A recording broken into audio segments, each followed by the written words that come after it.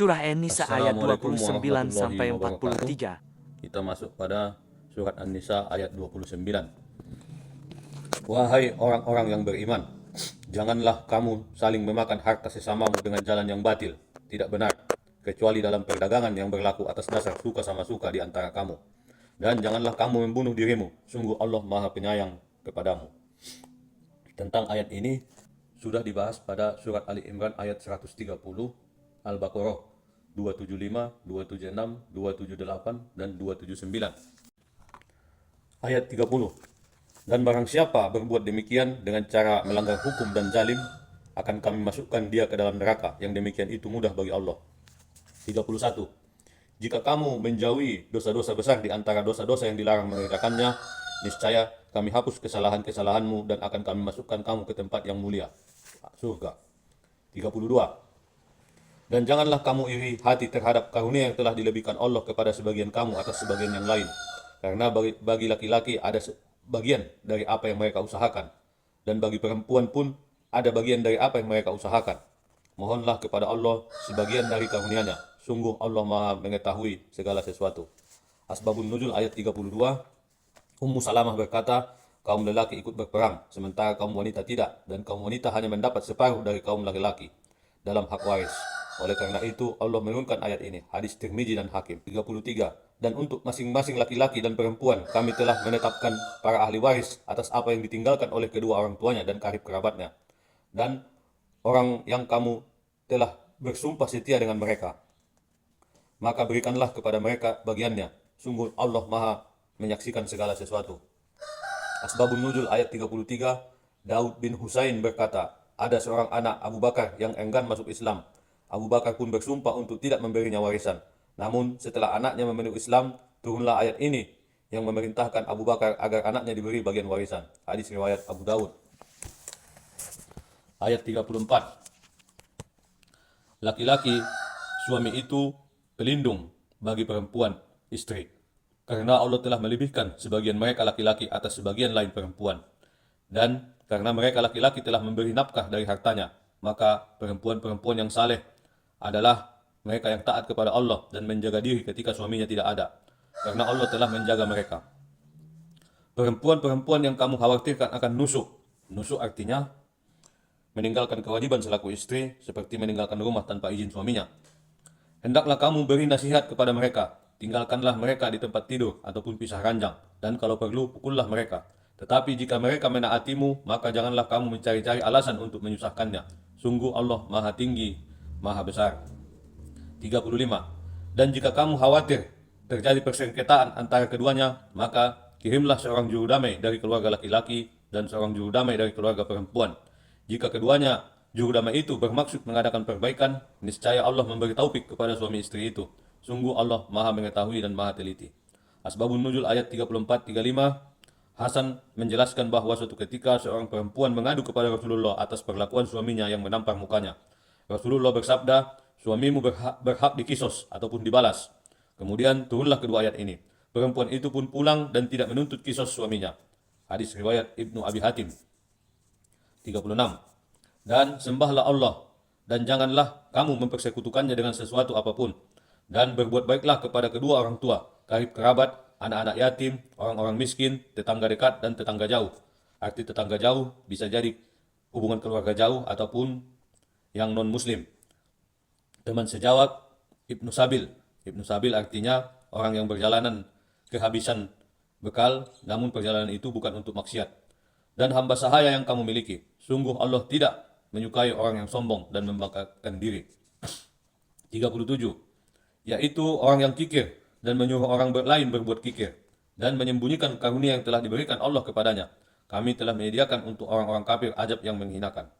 Asbabun Nuzul ayat 36-37. Menurut Ibnu Abbas, kedua ayat itu diturunkan berkenaan dengan Kardam bin Zaid, sekutu Ka'ab bin Ashraf, Usamah bin Habib, Nafi bin Abi Nafi, Bahri bin Amr, Huyai bin Akhtab, dan Rifa'ah bin Zaid bin Tabut, yang suatu hari datang kepada para sahabat Ansor dan menasihati mereka. Ia berkata, janganlah kalian menafkahkan harta yang kalian miliki, karena kami khawatir kalian akan menjadi fakir. Dan janganlah kalian tergesa-gesa menginfakkan harta kalian, sebab kalian belum mengetahui apa yang akan terjadi kelak. Hadis riwayat Ibnu Jarir. Ayat 38. Dan juga orang-orang yang menginfakkan hartanya karena ria kepada orang lain, ingin dilihat dan dipuji, dan orang-orang yang tidak beriman kepada Allah dan kepada hari kemudian. Barang siapa menjadikan setan sebagai temannya, maka ketahuilah dia setan itu adalah teman yang sangat jahat. 39. Dan apa keberatan bagi mereka jika mereka beriman kepada Allah dan hari kemudian dan menginfakkan sebagian rezeki yang telah diberikan Allah kepadanya, dan Allah Maha mengetahui keadaan mereka. 40. Sungguh Allah tidak menjalimi seorang walaupun sebesar jarrah. Dan jika ada kebajikan sekecil jarrah, niscaya akan melipat gandakannya dan memberikan pahala yang besar dari sisinya. 41.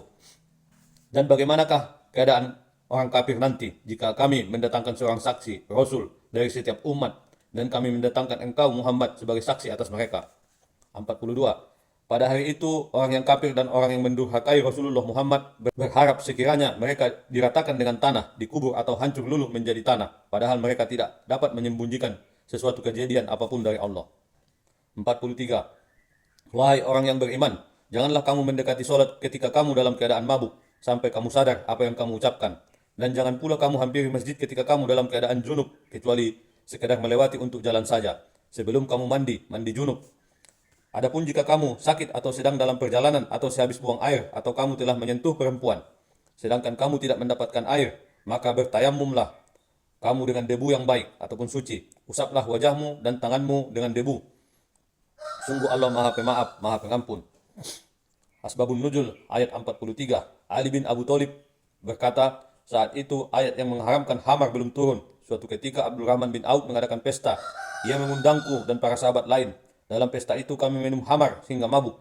Waktu sholat pun tiba, aku ditunjuk sebagai imam sholat jamaah. Saat aku melaksanakan kesalahan ucapan ketika membaca Quran surat 109, Allah menurunkan ayat ini.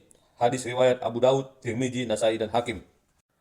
Ali bin Abi Thalib dalam sholat itu salah dalam membaca surat Al-Kafirun karena dalam keadaan mabuk. Makanya dalam keadaan mabuk dilarang mendekati sholat. Hal ini terjadi sebelum ada larangan terhadap meminum khamar. Demikian ayat surat An-Nisa ayat 43. Assalamualaikum warahmatullahi wabarakatuh. Surah An-Nisa ayat Assalamualaikum 44 sampai warahmatullahi 57. Kita masuk pada surat An-Nisa ayat 44. Tidakkah kamu memperhatikan orang yang telah diberi bagian kitab Taurat? Mereka membeli kesesatan dan mereka menghendaki agar kamu tersesat menyimpang dari jalan yang benar.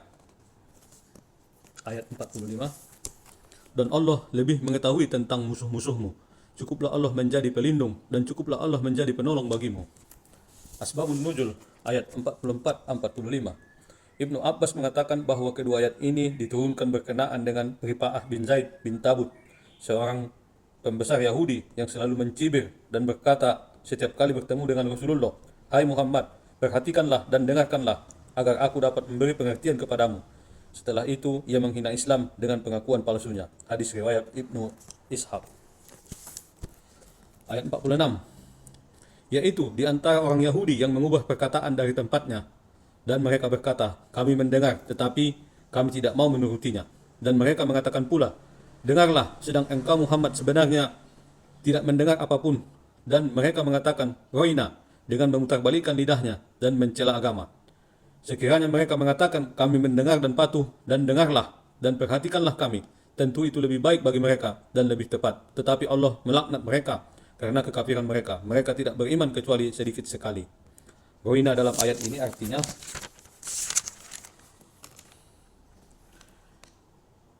sama dengan uzurna, artinya perhatikan kami. Ini dikatakan oleh seorang Yahudi tersebut pada ayat 44 tadi yang mengatakan bahwa disebutkan dalam kejadiannya sehingga turun ayat 44. Seorang Yahudi berkata, "Hai Muhammad, perhatikan dan dengarlah agar aku dapat memberi pengertian kepadamu." Setelah itu ia menghina Islam dengan pengakuan palsunya. Inilah yang disebutkan Roina dalam ayat 46. Ia menyuruh Rasulullah untuk mendengar agar ia menjelaskan, tetapi kenyataannya dia menghina Islam dengan pengakuan palsunya. 47. Wahai orang-orang yang telah diberi kitab, berimanlah kamu kepada apa yang telah kami turunkan, Al-Quran, yang membenarkan kitab yang ada pada kamu. Sebelum kami mengubah wajah-wajahmu, lalu kami putar ke belakang. Atau kami laknat mereka, sebagaimana kami melaknat orang-orang yang berbuat maksiat pada hari Sabat ataupun Sabtu. Dan ketetapan Allah pasti berlaku. Asbabun Nuzul, ayat 47, Ibnu Abbas menjelaskan bahwa ayat ini diturunkan berkenaan dengan ucapan Rasulullah ketika para pendeta Yahudi, di antaranya Abdullah bin Surya, Ka'ab dan Usaid sedang berkumpul. Beliau bersabda, "Wahai orang Yahudi, bertakwalah kepada Allah dan masuklah ke dalam Islam. Demi Allah, sesungguhnya kalian sudah mengetahui bahwa ini adalah ajaran yang benar." Mereka menjawab, "Hai Muhammad, kami sama sekali tidak mengetahui hal itu." Ayat 48. Sesungguhnya Allah tidak akan mengampuni dosa karena mempersekutukannya ataupun syirik, dan Dia mengampuni apa dosa yang selain syirik itu bagi siapa yang Dia kehendaki. Barang siapa yang mempersekutukan Allah, maka sungguh dia telah berbuat dosa yang besar. Asbabun Nuzul ayat 48, menurut Abu Al-Ansori, ayat ini diturunkan berkenaan dengan seorang lelaki pada suatu ketika datang kepada Rasulullah dan berkata, "Sesungguhnya aku memiliki keponakan yang tidak pernah meninggalkan perbuatan haram." Rasul bertanya, "Apa agamanya?" Ia menjawab, "Dia solat dan mengesahkan Allah."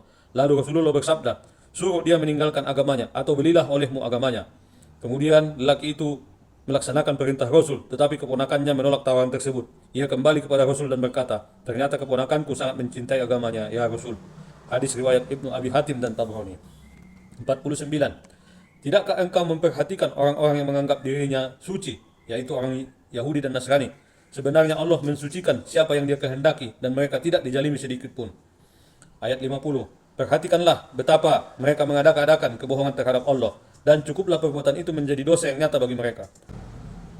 Asbabun Nuzul ayat 49-50. Ibnu Abbas mengatakan bahwa kedua ayat ini diturunkan berkenaan dengan kebiasaan kaum Yahudi yang menyuruh anak-anak mereka untuk memimpin ibadah mereka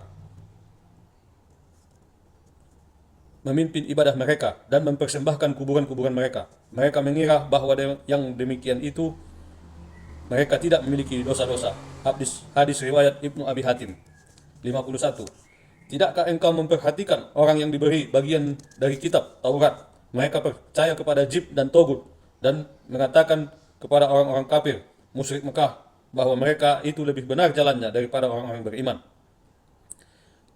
Arti surat ayat ini, orang-orang Yahudi mengatakan kepada orang kafir musyrik Mekah bahwa jalan yang mereka tempuh itu lebih baik daripada jalan orang-orang yang beriman.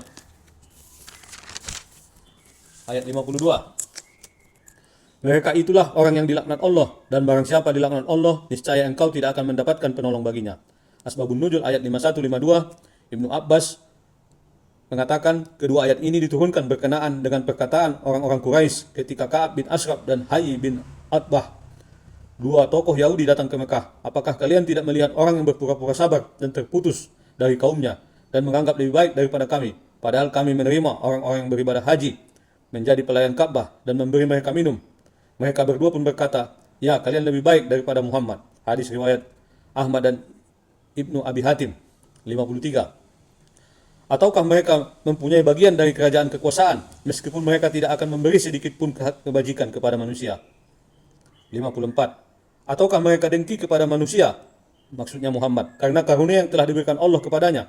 Sungguh kami telah memberikan kitab dan hikmah kepada keluarga Ibrahim, dan kami telah memberikan kepada mereka kekuasaan dan kerajaan yang besar. Asbabun Nuzul ayat 54. Ibnu Abbas mengatakan bahwa ayat ini diturunkan berkenaan dengan kaum Nasrani dan Yahudi yang suatu ketika berkata, Muhammad menganggap dirinya telah diberi kenabian, kemenangan dan Al-Quran karena sifat tawaduknya, sedangkan ia mempunyai 9 istri. Maka raja manakah yang lebih utama daripada dia? Ini adalah perkataan iri dengki dari orang kafir kepada Muhammad dengan mengatakan, maka raja manakah yang lebih utama daripada dia? Karena ia mempunyai 9 istri. Ayat 55. Maka di antara mereka yang dengki itu ada yang beriman kepadanya, dan ada pula yang menghalangi manusia beriman kepadanya. Cukuplah bagi mereka neraka jahanam yang menyala-nyala apinya. 56. Sungguh orang-orang yang kafir kepada ayat-ayat Allah kelak akan kami masukkan ke dalam neraka. Setiap kali kulit mereka hangus, kami ganti dengan kulit yang lain agar mereka merasakan azab. Sungguh Allah Maha Perkasa, Maha Bijaksana. Ayat 57. Adapun orang-orang yang beriman dan mengerjakan kebajikan, kelak akan kami masukkan ke dalam surga yang mengalir di bawahnya sungai-sungai. Mereka kekal di dalamnya selama-lamanya. Di sana mereka mempunyai pasangan-pasangan yang suci dan kami masukkan mereka ke tempat yang teduh lagi nyaman. Inilah akhir dari ayat 57. Assalamualaikum warahmatullahi wabarakatuh.